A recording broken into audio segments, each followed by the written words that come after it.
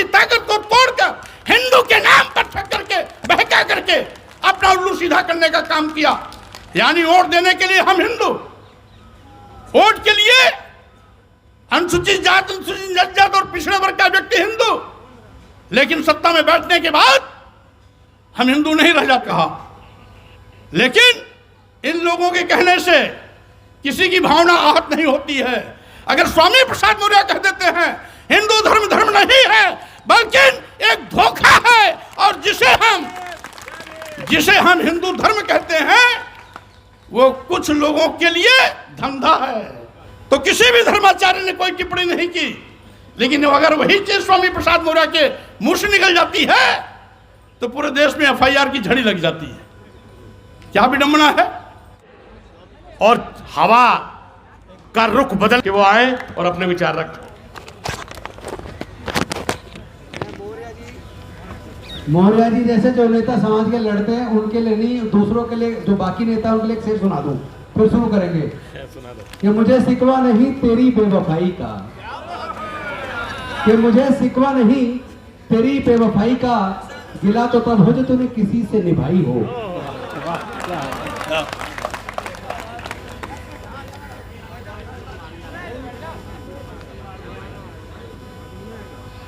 आज मिशन जय भीम के तत्वावधान में आयोजित विशाल राष्ट्रीय बौद्ध एवं बहुजन अधिकार सम्मेलन में आए हुए सभी सम्मानित भाइयों बहनों, नौजवान साथियों, पत्रकार बंधुओं, आज इस कार्यक्रम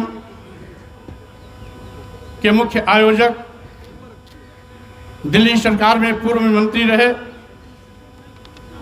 हमारे सम्मानित विधायक एवं मिशन जय भीम के राष्ट्रीय अध्यक्ष भाई राजेंद्र पाल गौतम जी, हमारे बीच में उपस्थित हमारे बहुत ही वरिष्ठ अधिवक्ता एडवोकेट सुप्रीम कोर्ट माननीय प्राचार्य जी, एडीजे रहे भाई मनोज कुमार जी, प्रोफेसर भाई रतनलाल जी, चरण सिंह भंडारी जी, एमएल आर्या जी, डॉक्टर रितु जी, बीपी निगम जी, सुभाष आर्या जी, रोशनलाल सागर जी, ईश्वर सिंह जी, श्यामलाल जी, अजय मौर्य जी, सचिन जी, अतुल पटेल जी, फजील अहमद जी के साथ साथ वीरेंद्र साइनी जी, विजय सैनी जी, आप तमाम साथियों के साथ साथ मंच सभी हमारे सम्मानित नेतागण और साथ ही साथ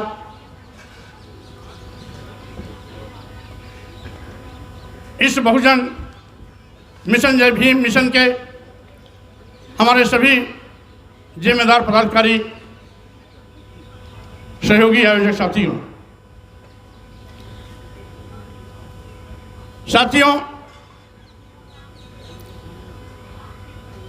आज बहुजन अधिकार सम्मेलन की आवश्यकता क्यों?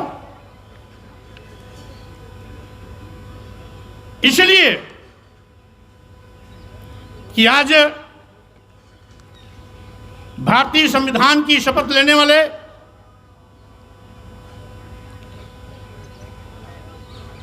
प्रधानमंत्री और देश के मुख्यमंत्रीगण भारतीय संविधान द्वारा प्रदत्त अनुसूचित जाति, अनुसूचित जनजाति और पिछड़े वर्गों के आरक्षण को लगातार खत्म करने में लगे हुए हैं। आज भारतीय संविधान की दी गई व्यवस्था के विपरीत सत्ता के मद में चूर सत्तानशील लोग अप्रत्यक्ष रूप से यथास्थित बात को बढ़ावा दे रहे हैं, मनुवाद को बढ़ावा दे रहे हैं।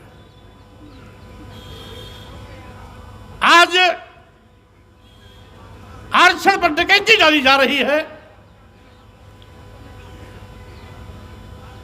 संविधान को निष्प्रभावी और शून्य किया जा रहा है,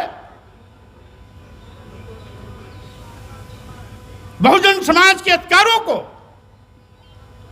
एक एक करके खत्म किया जा रहा है। इसलिए आवश्यकता है बहुजन अधिकार सम्मेलन की। हम लोग नारा देते रहे हैं, हर जोर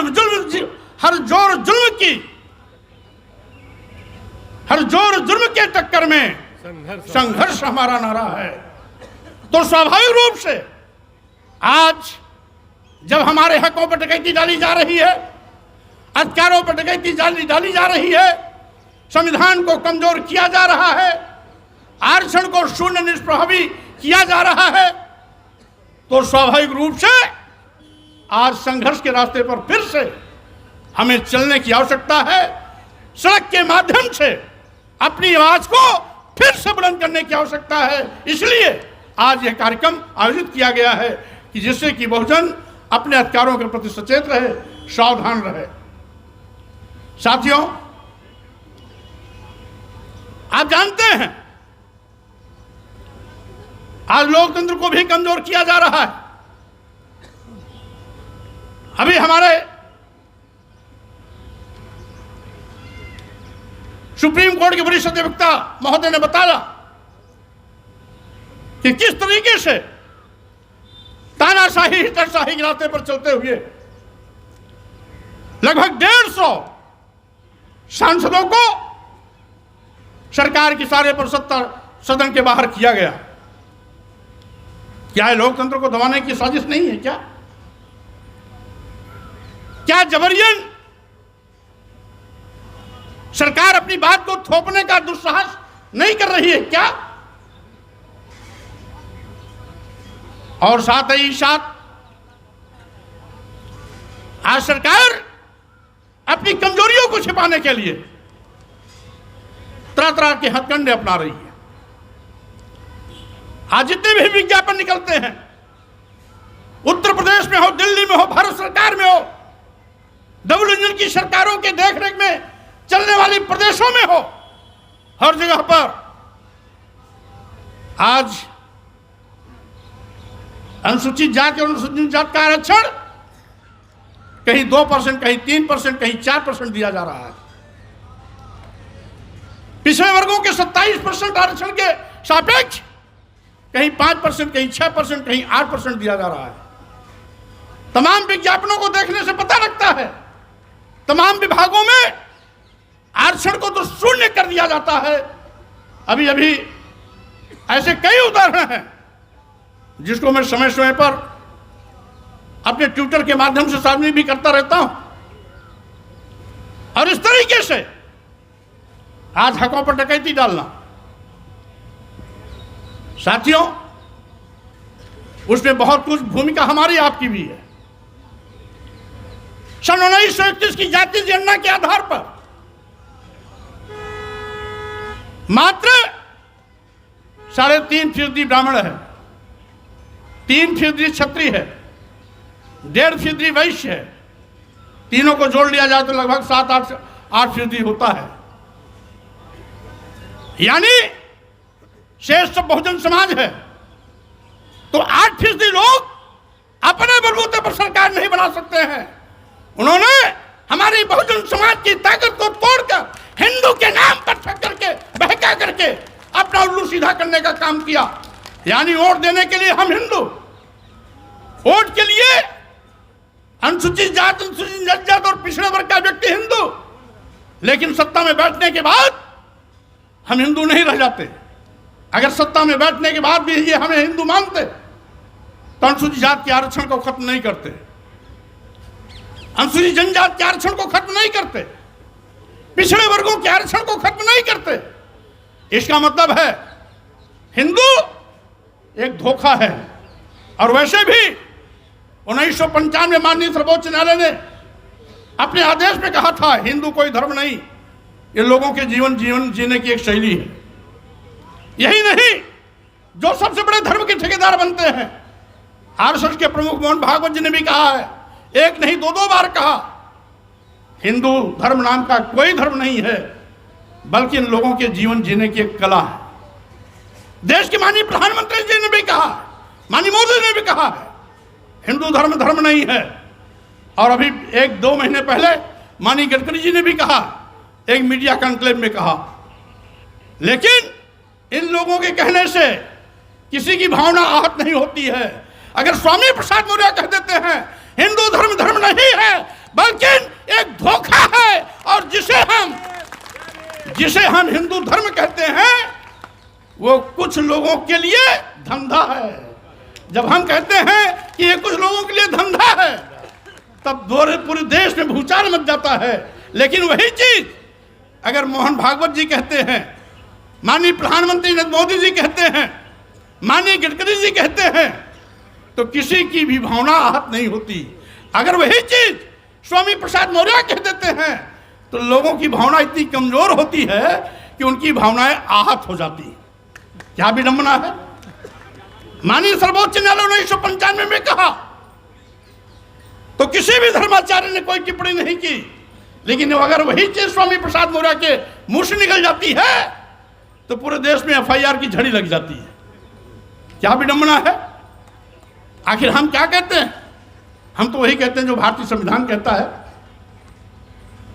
अनुच्छेद 14 में सब क्लास में स्पष्ट है कि वर्ण, धर्म, वर्ण, जाति, लिंग, जन्म स्थान के आधार पर किसी के साथ कोई भेदभाव नहीं किया जा सकता। अगर भेदभाव नहीं किया जा सकता तो सत्ता में बैठे हुए लोग आज खुल्ला हमारे साथ सतोला व्यवहार क्यों कर रहे हैं? भारतीय संविधान द्वारा दिया गया अधिकार छीनने का पाप क्यों कर रहे हैं? आरक्षण खत्म क्यों कर रहे हैं? संविधान को निष्प्रभावी क्यों कर रहे हैं? लोकतंत्र को खत्म करने का दुस्साहस क्यों कर रहे हैं? और यही नहीं, ये तो देश को बेचने का भी पाप कर रहे हैं। साथियों, आज सही मायने में जब से डबल इंजन की सरकार वाले आए हैं, सरकारी नौकरियां गायब हो गई। आज देश के नौजवान बेरोजगारी का दंड झेल रहे हैं। करोड़ों नौजवानों को आज बेरोजगारी का सामना करना पड़ रहा है। उनके सामने रोटी का संकट है, उनके सामने पेट की रोटी की भूख है। अभी पार्लियामेंट में जो घटनाक्रम घटित हुई वो भाजपा के सांसद के पर्ची पर ही उनकी प्रवेश हुई थी, लेकिन उसके बावजूद भी उन लड़कों ने जो भी किया सदन के अंदर और बाहर, ये हो सकता है तरीका उनका गैर कानूनी रहा हो, अलोकतांत्रिक रहा हो, संविधान की मर्यादा के विपरीत रहा हो, लेकिन जो बात उभर के आई है उसके आगे भी कहीं न कहीं बेरोजगारी रही है, उनके पेट की भूख रही है, वो रोटी की तड़पन रही है, जो पार्लियामेंट में इस तरह से करने के लिए उनको मजबूर किया है। और इसीलिए मैं कहना चाहता हूं, आज ये हकीकत है कि आज देश का करोड़ों नौजवान बेरोजगारी के नाते दुखी है, पीड़ित है, रोटी की भूख से बिलबिला रहा है। मरता क्या न करता, जब आदमी रोटी के लिए अंतिम सांसें लेता रहता है तो उसे कानून नहीं दिखाई पड़ता है, उसे आदर्श नहीं दिखाई पड़ता है। और इसीलिए मैं कहना चाहता हूं साथियों, आज ये तस्वीर है पूरे देश की। आज जिन विभागों में नौजवानों को सरकारी नौकरियां मिलनी चाहिए, जिन विभागों में नौजवानों को सरकारी नौकरी मिलने की उम्मीदें थी कि आज नहीं तो कल यहां हमें सरकारी नौकरी मिल सकती है, उन विभागों को यह सरकार बेचने का पाप कर रही है। देश के सारे बंदरगाह बेच दिए गए, एयरपोर्ट बेच दिया गया, एयर इंडिया बेच दिया गया, सारे रेलवे स्टेशन बेच दिए गए, कई दर्जन ट्रेन अपने चहेतों को दे दिया गया। LIC जैसी बड़ी संस्था जिसमें लाखों लाख लोग काम करते हैं, उसको भी अदानी के हवाले कर दिया गया। क्यों? क्या रिश्ता है देश के सत्ता सिर पर बैठे हुए लोगों का और अदानी का, अंबानी का क्या रिश्ता है? मैं कहना चाहता हूं, क्या करोड़ों नौजवानों की भूख, उनकी बेरोजगारी अदानी और अंबानी के सामने क्या कोई महत्व नहीं रखती क्या? यही नहीं, अभी हमारे कुछ वक्ता साथी कह रहे थे, तो सरकारी विभाग न रहेगा बांस न जब बजेगी बांसुरी, न रहेगा बांस न बजेगी बांसुरी, न रहेगा सरकारी विभाग, न मिलेगी नौजवानों को सरकारी नौकरी। इसलिए इसी तर्ज पर इन्होंने तो अभी बेचने का नमूना पेश किया है। अगर ये ज्यादा दिन तक रह गए तो बारी बारी सभी विभाग उद्योगपतियों के हवाले हो जाएंगे। हमेशा हमेशा नौजवान हाथ मिलता रह जाएगा, सरकारी नौकरी कभी नसीब होने वाली नहीं रहेगी। इसलिए सावधान हो जाना। यह केवल अनुसूचित जात, अनुसूचित जनजात और पिछड़े वर्गों के ही सम्मान स्वाभिमान की बात नहीं, उनके हक हकूक अधिकार की बात नहीं, बल्कि सामान्य वर्ग के भी देश के उन नौजवानों के सामने बेरोजगारी की संकट खड़े होने जा रही है, उनके लिए भी आगाह करने की यह चेतावनी है। जो कुछ भी हो रहा है, समय रहते देश का नौजवान नहीं जगेगा तो स्वाभाविक रूप से खामियाजा उसका कल आने वाले दिनों में इन नौजवानों को भी उठाना पड़ेगा। मैं कहना चाहता हूँ, किसानों की दुहाई देने वाले, किसानों को दुगना लाभ देने का वादा करने वाले लोग किसानों को दुगना लाभ तो आज तक नहीं दिला पाए। अलबत्ते जब जब किसानों के खेत में उत्पाद पैदा होता है तो सरकारी क्रय नदारद हो जाते हैं। किसानों को अपना उपज बिचौलियों के माध्यम से बेचना पड़ता है। औने पौने दामों में उनको अपनी घर गृहस्थी, घर परिवार की रोजी रोटी, बेटे बेटी की पढ़ाई, डॉक्टरी के लिए उनको पैसे की आवश्यकता होती है, तो मजबूरी में उनका अपना उत्पाद बेचना पड़ता है। आज उत्तर प्रदेश व देश बड़े पैमाने पर अराजकता का माहौल है। किसान अपने हक के लिए लड़ता है। हजारों लोगों को जान देनी पड़ी, तब जाकर के किसान विरोधी जो किसान बिल आ रहा था, सरकार उसको वापस ली। संघर्ष में ताकत है। अगर किसान बिल वापस हो सकता है तो जो भी सरकार गलत काम कर रहे हैं, अगर आप सड़क पर निकलेंगे तो इनको वापस कदम हटाना पड़ेगा, इनको गलत निर्णय वापस लेना पड़ेगा। यह किसानों ने साबित कर दिया कि जो लोकतंत्र में सबसे बड़ी ताकत है, हमारा संघ, हमारा संगठन, हमारी भीड़, ये लोग की भीड़, लोकतंत्र की जो भीड़ है, इसमें बड़ी ताकत है। इसमें बड़ी ताकत है। भारतीय संविधान के माध्यम से जो लोकतंत्र को बाबा साहब डॉक्टर अंबेडकर ने हमारी व्यवस्था के रूप में हमें दिया है, वो हमारी ताकत है। उस ताकत का इस्तेमाल समय समय पर हमें करने के लिए तैयार रहना चाहिए। स्वाभाविक रूप से जुल्म जाति अत्याचार वही होता है जहां जुल्म जाति अत्याचार सहने वाले लोग होते हैं। जुल्म जाति अत्याचार का प्रतिकार जब किया जाता है तो जुल्म जाति अत्याचार करने वाले लोग कदम पीछे हटाते हैं। इसलिए अगर आप चुप रहेंगे, अगर जुल्म जाति अत्याचार सहते रहेंगे, जाति सहते रहेंगे, जो कुछ भी हो रहा है इसको चुप्पी मार करके देखते रहेंगे, तो जुल्म जाति अत्याचार करने वाले का हौसला बढ़ता रहेगा और साथ ही साथ यह सिलसिला ज्यादा तेजी के साथ आपके साथ और बढ़ता रहेगा। इसलिए साथियों, मैं कहना चाहता हूं, आज वक्त आ गया है।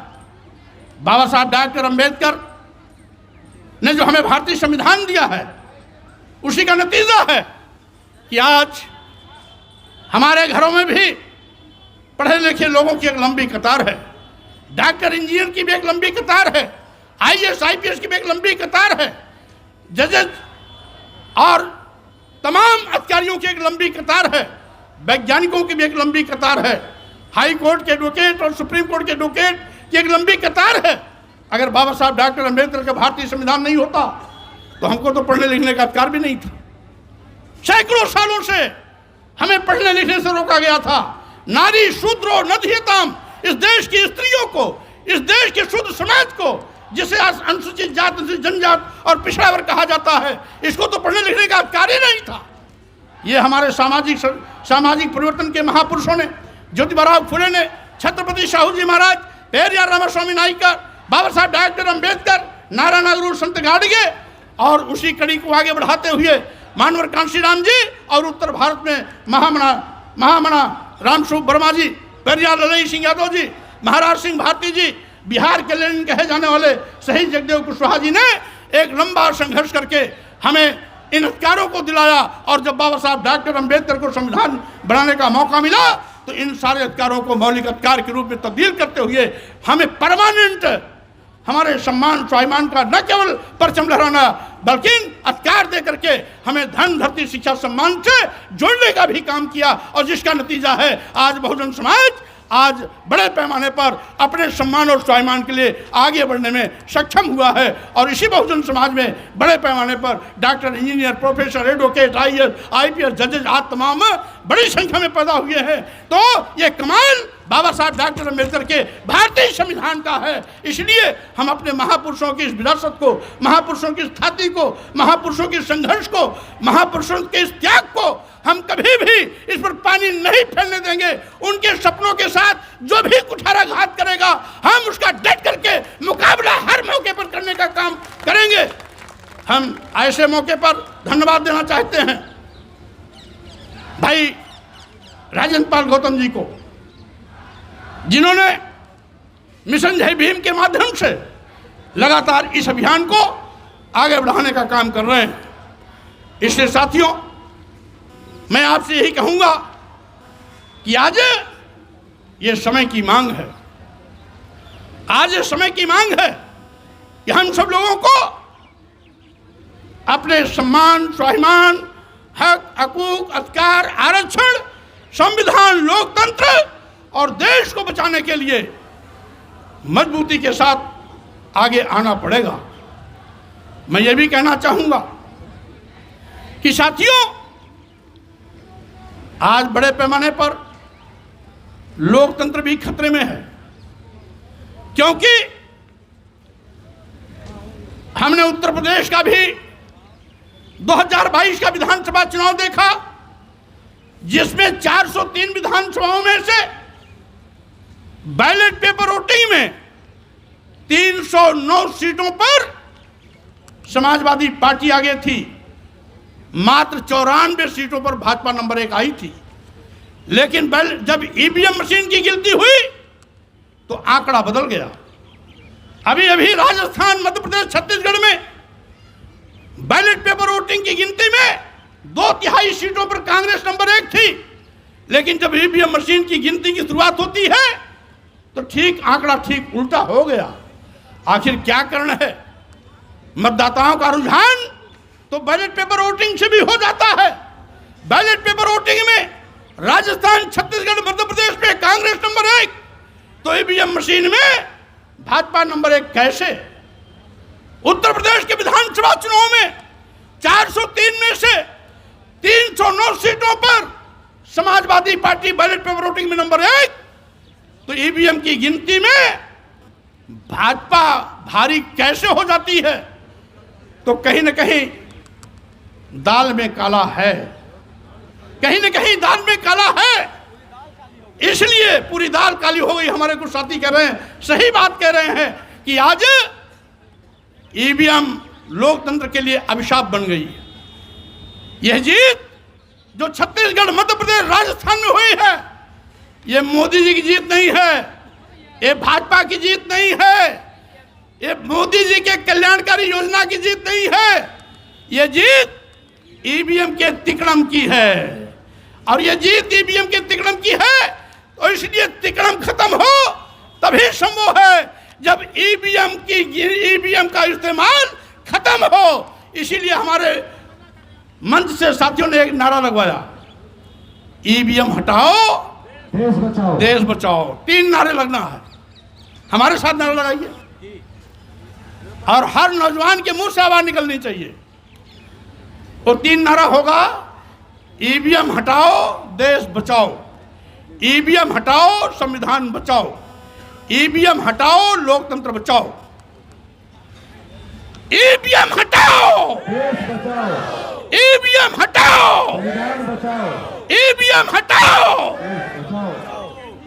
अब एक नारा और लगेगा, बैलेट पेपर, ईवीएम हटाओ, बैलेट पेपर लाओ, ईवीएम हटाओ, बैलेट पेपर लाओ, ईवीएम हटाओ। बैलेट पेपर लाओ।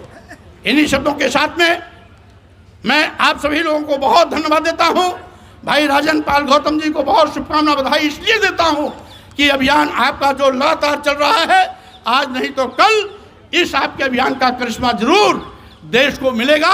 इन्हीं शब्दों के साथ मैं अपनी बात को विराम देते हुए आपसे विदा लेता हूं। जय भीम, जय भारत, जय समाजवाद। सभी साथी अपने स्थान पर